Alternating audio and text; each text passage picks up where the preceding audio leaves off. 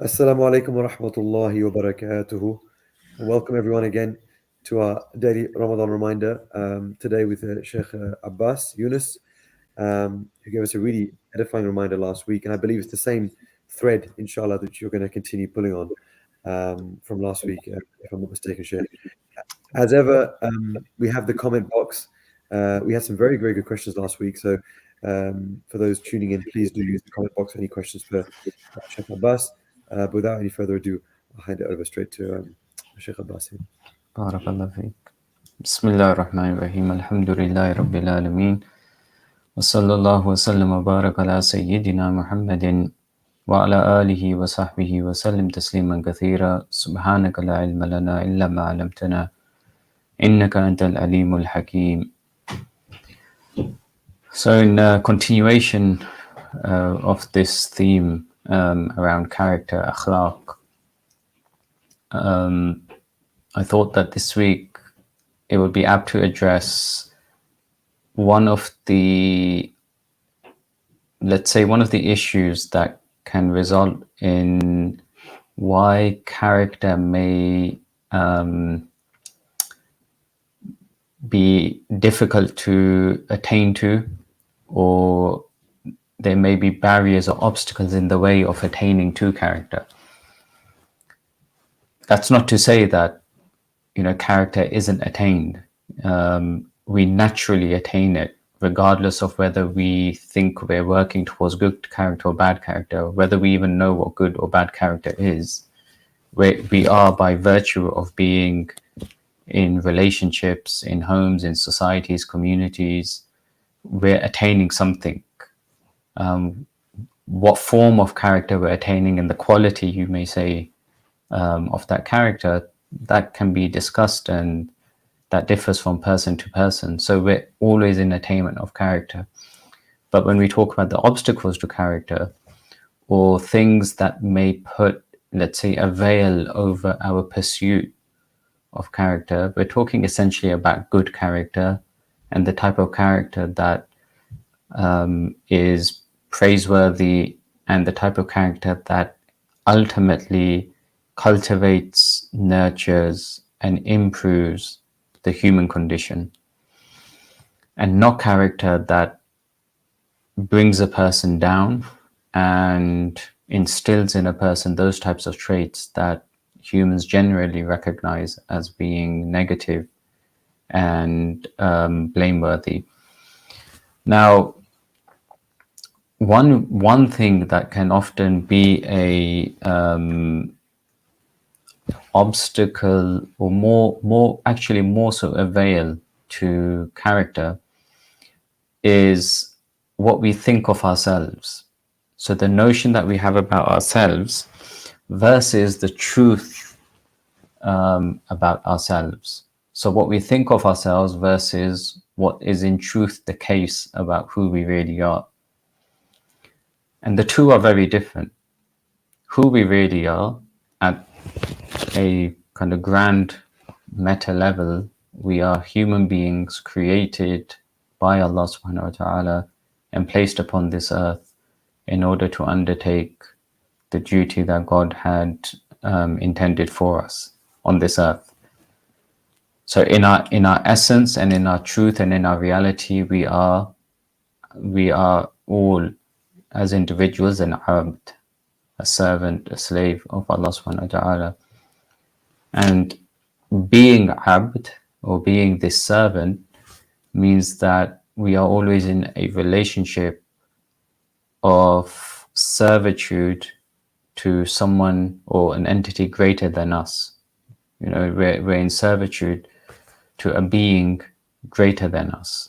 We can never be in a position of having absolute authority over anything or anyone in this existence. So that's the truth, that's the meta truth with regards to who we really are. On a more, terrestrial human level, who we really are is explained by, our temporary form, you may say. So if we have a reflection upon ourselves, and we take a moment and just think about the vulnerabilities and the frailties that accompany our bodily form. So generally, we always think about, we always tend to remember good, and we always tend to want and desire pleasant things, nice things, good things. But when we're in a position where we're ill, or we're in loss, or something's absent from our lives,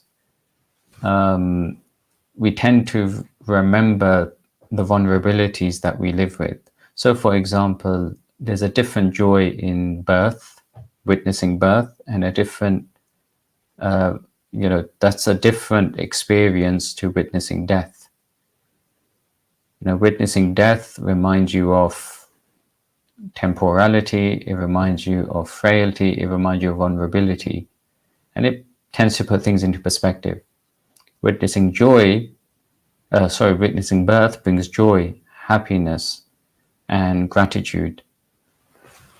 So these conditions that, at a very human level, they can explain, who we are and what the truth is in our case. And the truth is, in our case, that while things are good in our lives, we can enjoy the human emotions that come with that good. And when things change in our lives for the negative, or in the form of a test or a tribulation, we remember in those situations our own limitations. So in reality, though, if we take that as a whole, the truth is that human beings are quite frail and vulnerable creatures. And I think I personally see this almost on a daily basis when I look around, the area that I live in, or my neighbors and so on, and some of whom are very old. And just a chat with them here and there reveals that, the vulnerabilities, limitations, and frailties of life are very much at the forefront of what they're thinking about. And this is despite having lived 80 plus years of a fulfilling life for them. At this point in life, they tend to see, where their limitations are, and often brings me to think about the fact that, life is quite limited and frail in many cases. So if we take that as a truth of our lives, that can often contrast with what we think of ourselves. So the avatar or the emoji or the profile picture that we put up of ourselves perhaps doesn't always balance out, or doesn't always exist comfortably with what the truth is in life. Why? Because many of us probably have views of ourselves that don't always reflect the truth of the case. And this, the ulama sometimes call it an illusion. We live this illusion about who we are, or who we think we are, versus who we really are. Now, there's a story in the Mathnawi of Maulana Rumi, which is quite apt in describing this situation. So a young man lives in a culture in which, they would go to a barber and get what we understand as tattoos. They would put blue ink on the end of a needle, and they would get some type of art or form or picture or something tattooed onto the body. And so this young man goes to a barber, and he says, he's a young, strong man. So he goes to the barber and he says, I want a lion, and a vicious lion at that. Right? I want that tattooed onto my body. And the barber asks him, where do you want it? And he says, I want it on my shoulder, the back, my shoulder blade on the back. And he says that it has to be a vicious lion, like a roaring lion. Perhaps because this young man, thought that this so-called avatar is the most appropriate representation of what he saw as himself. If a young, strong man goes into a tattoo parlor and says, I want, a small, sweet, cute cat on my shoulder, people would think of him in a different way as to him going into a parlor and saying, I want this vicious, ferocious lion on the back of my shoulder. So he had this view of himself that, that was represented in this lion, this vicious lion. So the barber tells him to take his place, and begins to prepare his the needle, and he pricks the needle onto the young man's shoulder blade to begin the tattoo. And the young man lets out a cry as soon as the needle pricks him, and he lets out a cry and he holds his shoulder, and he says, oh barber, you almost killed me. What was that? And the barber says, well, I'm beginning to give you the tattoo that you wanted. He says, well, what body part did you start with? And he says, the tail. He says, forget the tail. I don't want the tail. Start with something else. So he gets comfortable again. And again, the barber then prepares his needle again and pricks him again in order to begin the tattoo. And this time he yells out loud and holds his shoulder in pain and says, what have you done? And the barber says, I'm just giving you the tiger that you asked for. And he says, well, what body part are you starting now? And he says, the ear. And he says, well, forget the ear. I don't want the ear. Just start with something else. And then again, the barber prepares the needle and begins to, goes to tattoo the young man and pricks him again with this needle with blue ink on it. And the man again lets out a big cry and holds his shoulder blade and almost crying now at the pain that he's feeling with the prick of this needle. And he says, well, what is it now? And the barber says, well, I've started the belly. And he says, no, I don't want the belly. Forget the belly. Just carry on with the rest of the lion. So the barber becomes distraught at this point, and he just stands there for a long time with his fingers in his teeth. And then he just throws his needle to the ground and starts to lament and says, what on earth is happening here with you? Whoever saw a lion without a tail, a head, or a belly? He says, young man, God himself did not create a lion like this. And how do you expect me to do this? So the moral of the story is that sometimes you think of yourself in a particular way, but when you come into contact with reality, the perception that you had of yourself crumbles away to reveal a truth. And in this case, the young man saw the best representation of his state, or saw the best image that represents his state, the best so-called avatar that represents his state, as that of a ferocious, angry, roaring lion. And the truth was that he was something akin to the cute cat, and not really the lion. But that illusion that he thought, or that he saw existing for himself, was a veil between him and recognition of who he is. Now, one of the early, one of the early Salaf tells us a story in the same, in the same context of this idea of illusion as a veil between the individual and character and virtuous traits.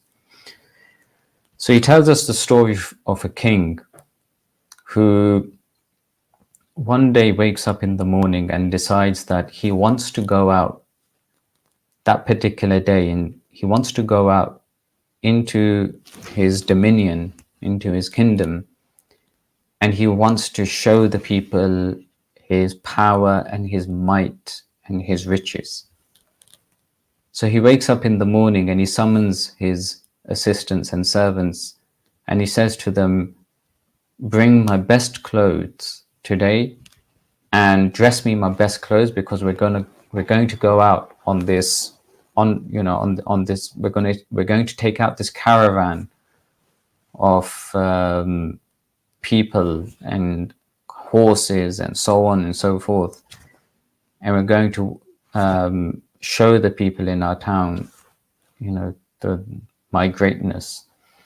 So he wakes up in the morning and he asks for his best clothes, and his servants come and they bring him a set of his best suits and clothes, and he rejects all of them, and on the basis that they're not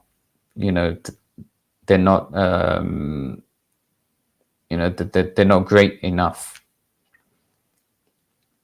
So they come back with another set, and again he rejects it. They come back with a third set, and then he sees these clothes that are that very ostentatious and something to turn the eye, and he accepts them and he puts them on. And then he summons his servants again and he says, prepare all of our horses and all of our people and our soldiers and so on and so forth in order to go out. And so they all prepare themselves in the grounds of his palace. And when he comes out and he sees this great caravan of people and horses and might and power, the shaitan comes and just blows into him, and suddenly he kind of fills himself with this arrogance. His chest become puffed out and his head becomes high, and he sees and he feels this great sense of worth and might inside of himself. And so he orders for the gates to be open, and they make way into this town, and they're proceeding along the road. And an ordinary man wearing disheveled clothing, and someone who just doesn't really stick out from all of the other people, appears in front of the king's horse, and he grabs the horse by the bridle and he pulls it. And the king becomes surprised at this moment and says, who on earth are you, and what have you just done? You've done something that's very serious. And the man says, I have a need. I need to tell you something, or have a need from you. And the king doesn't even look at him and tells him, just signals, be away from me, get away from me. And the man says, I can't. I really have an urgent need that I need to speak to you about.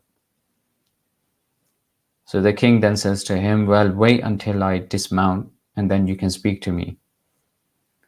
And the man says, no, the issue that I need to speak to you about cannot wait. So he pulls the horse again. And there's a back and forth, and finally the king relents and says, fine, tell me what your need is. And the man says, it's a secret. I cannot say it out loud. Give me your ear and I'll whisper it to you. So again, after some resistance, the king finally lends him his ear, and the man whispers into his ear and says, I'm the angel of death. And in that moment, realizing that this man really has come as the angel of death in the form of a human being, all of the pompousness and all of the displays of arrogance and ostentatiousness and so on, suddenly, all of that suddenly just disappears as though it wasn't there and it's worth nothing. And the man says to him, I've come to take your life in this moment right now. And the king, stuttering, says, well, let me at least go back and see my family one last time.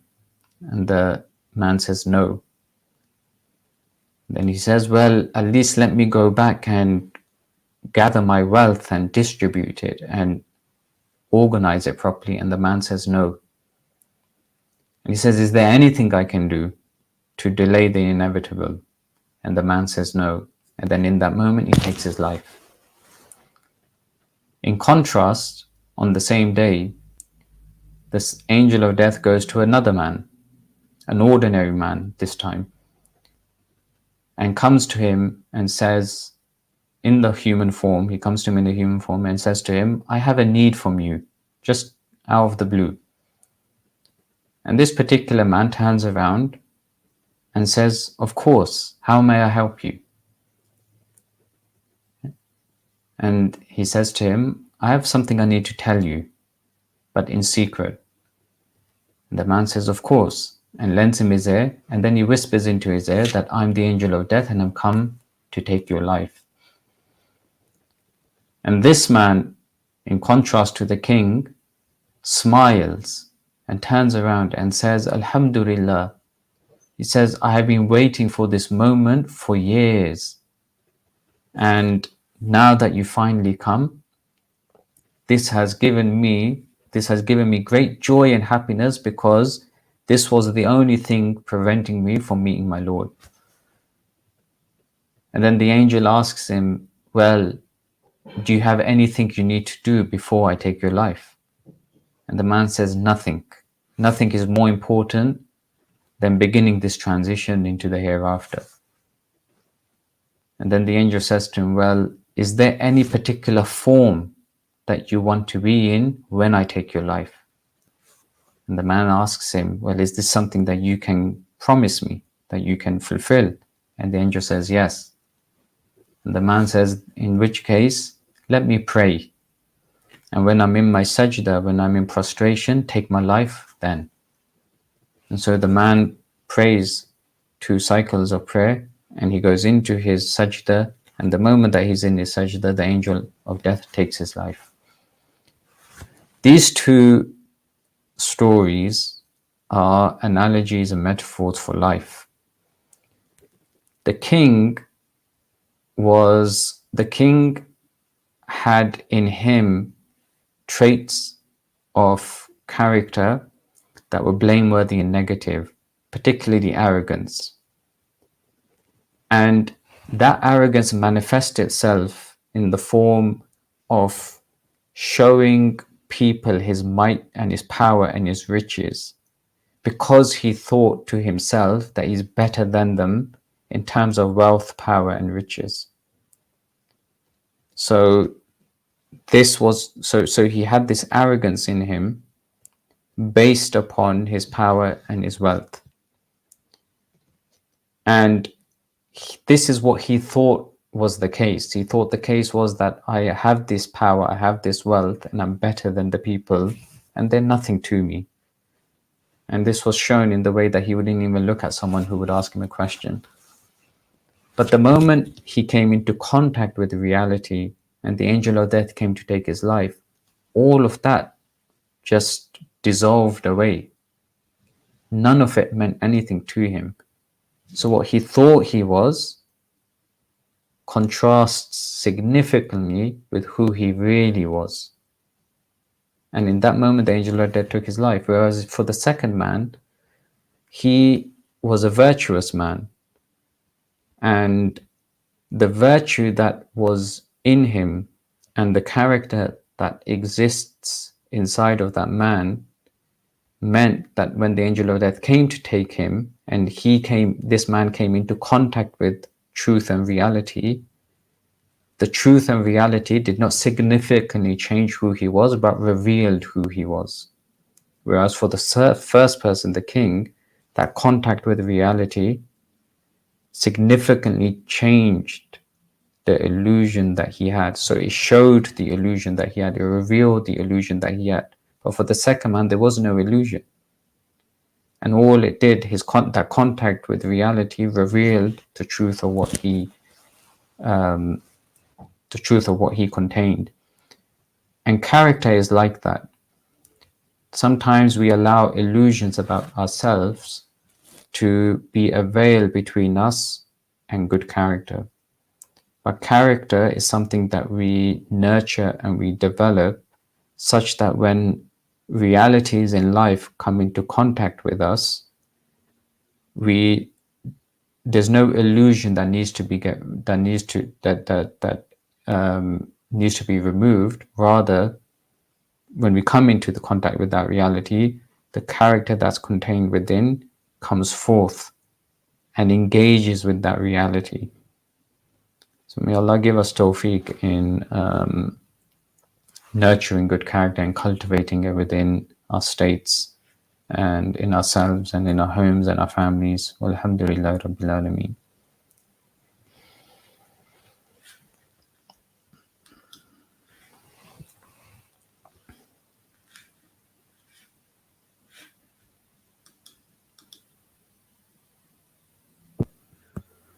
Assalamu alaikum. Salam rahmatullah. Sorry, you froze on my screen for a bit. Sorry about that. I'm so sorry. I'm sorry, everyone, for that slight delay as well on my end. My apologies. Jazakumullah khair, Shaykh. Now, where are we? Okay, it seems that we have one comment, but I'm not sure if this is just a polite salam to you, Shaykh, or there's a question coming up. So I'll let said person continue typing if indeed they do. But Jazakumullah khair. Those anecdotes and stories and parables were very, very it's a wonderful medium to share these aphorisms. So Jazakumullah khair for sharing. We've not had that in this Ramadan actually in that form. So that was very, very that was particularly edifying for us. If you just bear with me, just keep an eye on the comment box, inshallah. And is this your last session with us? I think so, because we have less than, well, I assume next Wednesday maybe Eid. So Yes. yeah, so I think this would be the last one. Okay. Well, it looks as though this week, after last week, we had a bit of a flurry of questions. This week, I think the reminder has been one of those which is so, mashallah, beneficial that you stunned everyone to silence. If that's the case, inshallah, Shaykh Abbas, we'll conclude it. We'll let everyone get back to their pre-iftar du'as and prayers in this blessed hour of the day, inshallah. And we pray for you and your family, inshallah, all the Eid rewards are accepted. And tawfiq for the remaining nights, inshallah. Ameen. To all, inshallah. Jazakallah khair. Assalamu alaikum.